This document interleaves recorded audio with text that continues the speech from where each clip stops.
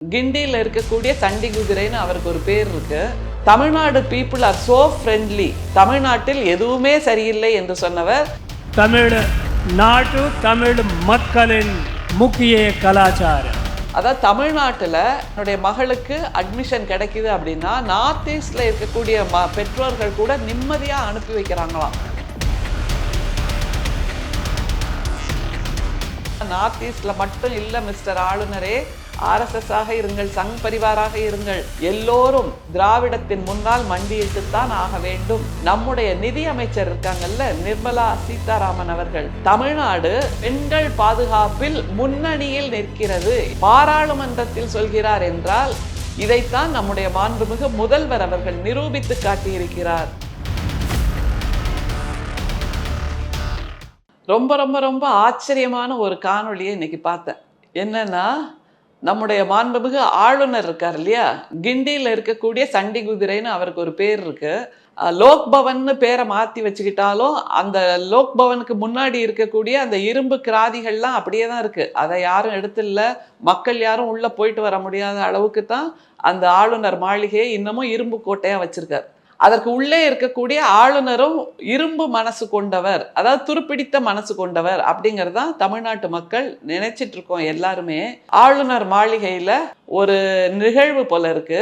அதுல பேசுறாரு. என்ன தெரியுமா, ஒரு ஒப்புதல் வாக்குமூலத்தை கொடுக்கிறார். அதுல சொல்ற மிக முக்கியமான ஒரு வாசகம், Tamil Nadu people are so friendly, so hospitable, so loving அப்படின்னு சொல்றாரு. இது நாள் வரைக்கும் தமிழ்நாட்டு மக்களை கிண்டலும் கேலியுமாக செய்தவர், இது நாள் வரைக்கும் தமிழ்நாட்டு மக்கள் படித்தவர்களாக இருந்தாலும் அவர்களுக்கு அறிவு அதிகம் இல்லை என்று சொன்னவர், தமிழ்நாட்டில் எதுவுமே சரியில்லை என்று சொன்னவர், தமிழ்நாட்டில் ஒரு இரும்பு கம்பியை பார்த்தா கூட அதுக்கு ஒரு காவி வேஷ்டியை கட்டி விட்டவர், தமிழ்நாட்டில் இருக்கக்கூடிய ஆளுமைகள் எல்லோருக்கும் காவி வேஷ்டி கட்டி அவர்களை எல்லாம் இந்துத்துவா மக்களாக மாற்றி கொண்டிருந்தவர் இன்னைக்கு மாறி போய் இன்னும் பல விஷயங்களை சொன்னார். அது என்னன்னு நான் உங்களுக்கு சொல்லவா?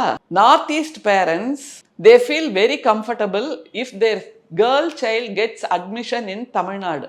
They don't feel so comfortable if the girl child gets admission in Delhi or some other states அப்படின்னு சொல்றார். அதாவது தமிழ்நாட்டில் ஏதாவது தன்னுடைய மகளுக்கு அட்மிஷன் கிடைக்குது அப்படின்னா நார்த் ஈஸ்ட்ல இருக்கக்கூடிய பெற்றோர்கள் கூட நிம்மதியா அனுப்பி வைக்கிறாங்களாம். அந்த அளவுக்கு தமிழ்நாடு அமைதி பூங்காவாக இருக்கிறது, பெண்கள் கல்விக்கு முக்கியத்துவம் கொடுப்பதாக இருக்கிறது, பெண்கள் பாதுகாப்பில் முன்னிலையில் இருக்கிறது என்று ஆளுநரே சொல்றார். எவ்வளவு உண்மையை உறக்க சொல்லியிருக்காருங்கிறத பாருங்க. கூடுதலா அவர் என்ன தெரியுமா சொல்றாரு?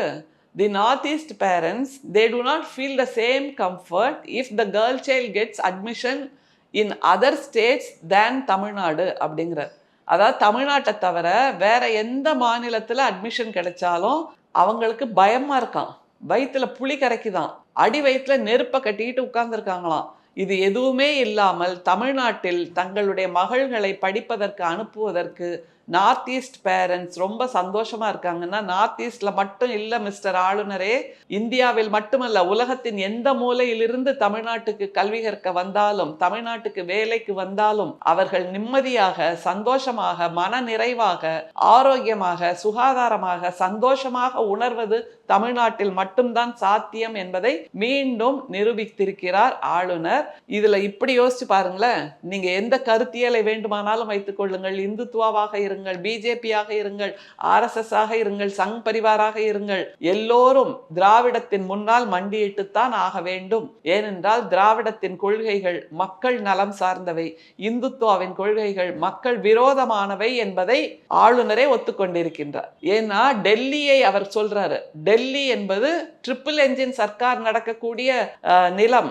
மற்ற மாநிலங்களிலும் பல இடங்களில் double engine Sarkar, triple engine Sarkar நடக்கிறது என்றால் அங்கே எல்லாம் இல்லாத ஒரு பாதுகாப்பு, அங்கே எல்லாம் இல்லாத ஒரு மன நிம்மதி தமிழ்நாட்டில் இருக்கிறது, திராவிட மாடல் ஆட்சியில் கிடைக்கிறது என்பதை ஒத்துக்கொண்டிருக்கிறார் ஆளுநர். அதை தவிர மிக முக்கியமா இன்னொன்னு, நம்முடைய நிதி அமைச்சர் இருக்காங்கல்ல, நிர்மலா சீதாராமன் அவர்கள் சமீபத்தில் நாடாளுமன்றத்தில் ஒரு குறிப்பை சொன்னார். தமிழ்நாடு உற்பத்தி துறை மற்றும் பெண்கள் பாதுகாப்பில் முன்னணியில் நிற்கிறது என்று நிர்மலா சீதாராமன் அவர்கள் பாராளுமன்றத்தில் சொல்கிறார் என்றால் எப்படிப்பட்ட ஸ்டேட்மெண்ட் அது, இதைத்தான் நம்முடைய மாண்புமிகு முதல்வர் அவர்கள் நிரூபித்து காட்டியிருக்கிறார். தமிழ்நாட்டை இப்படியான பாதுகாப்பு மிக்க மாநிலமாக, கல்வியில் சிறந்த மாநிலமாக, பெண்களின் உயர்வை கொடுக்கின்ற மாநிலமாக உயர்த்தி காட்டியிருக்கிறார் நம்முடைய திராவிட மாடல் முதல்வர் என்பதை இந்தியாவின் நிதியமைச்சரும் ஒத்துக்கொண்டிருக்கிறார். அதை தவிர இன்னொன்னு, அதிமுகவின் முன்னாள் அமைச்சர் செம்மலை அவர் என்ன தெரியுமா சொல்றாரு? தமிழ்நாடு தன்னிறைவு பெற்ற மாநிலம், தமிழ்நாடு மிக வேகமாக வளர்ந்து கொண்டிருக்கின்ற மாநிலம், அப்படி வளர்ந்து கொண்டிருக்கின்ற தமிழ்நாட்டுக்கு ஒன்றியம் நிதி நெருக்கடியை கொடுக்க கூடாது என்று சொல்கிறார். இப்படியாக எதிர்ப்பக்கத்தில் இருந்து களமாடி கொண்டிருப்பவர்கள் கூட நம்முடைய முதல்வரின் திராவிட மாடல் ஆட்சியை புகழ்ந்து பேசுகிறார்கள் என்றால் நிச்சயமாக இந்தியாவின் முதன்மை மாநிலம் தமிழ்நாடு என்பதை ஆளுநர் ஒத்துக்கொண்டிருக்கிறார், நிதியமைச்சர் ஒத்துக்கொண்டிருக்கிறார், அதிமுகவின் முன்னாள் அமைச்சரும் ஒத்துக்கொண்டிருக்கிறார் என்பதற்கான சான்றுகள் தான் இப்ப நம்ம பார்த்தது. நிச்சயமாக நம்முடைய தமிழ்நாடு மாண்புமிகு முதல்வர் அவர்கள் 2.0 வெற்றி பெறுவார். மீண்டும் தமிழ்நாட்டின் முதல்வராக பதவியேற்பார். இப்போது நடந்து கொண்டிருக்கின்ற திட்டங்களை இன்னமும் அதிகமாக விரிவாக்கம் செய்து தமிழ்நாட்டை அதிகமாக தலைநிமிர வைத்து, அதிகமாக வெற்றி பெற வைத்து சாதனை மாநிலமாக மாற்றுவார் என்பதில் எந்தவிதமான சந்தேகமும் இல்லை. வாழ்க திராவிட மாடல் நாயகரின் 2.0 ஆட்சி.